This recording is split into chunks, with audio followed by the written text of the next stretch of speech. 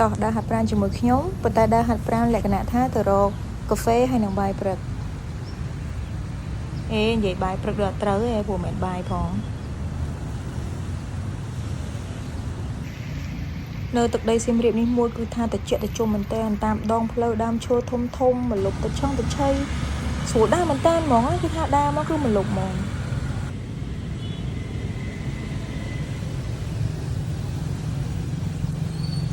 ហើយតាមដងផ្លូវសម្រាប់យើងដើរហ្នឹងក៏វាមាន decoration here and there អញ្ចឹងណាហើយយើងអត់ថតបានហ្មងឃើញតែស្អាត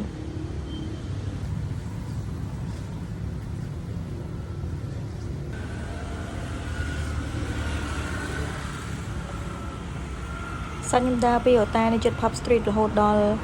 កាហ្វេមាត់ស្ទឹងដែលខ្ញុំចង់ទៅញ៉ាំហ្នឹងគឺចម្ងាយប្រហែលជា1គីឡូជាងចាយើងហាត់ប្រាណផងទៅរករបស់ញ៉ាំផង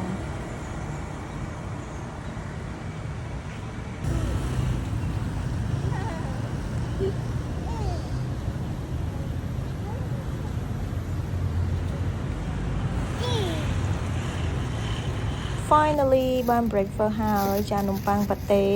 ដាក់ជាមួយនឹងអារបៀបសាច់ឈូកជា3ជាន់អីហ្នឹងហ្នឹងហើយ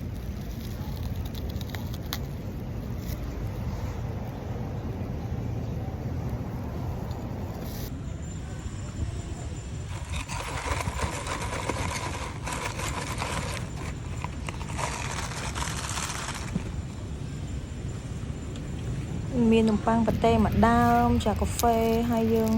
មើលទៅសភាពមាត់ស្ទឹងមាត់អីចឹងមកអូយត្រជាក់ណាស់លោកក៏ត្រជាក់ភ្នែកហ្មងហើយអាកាសធាតុនៅនឹងក៏ត្រជាក់ស្រួលទៀត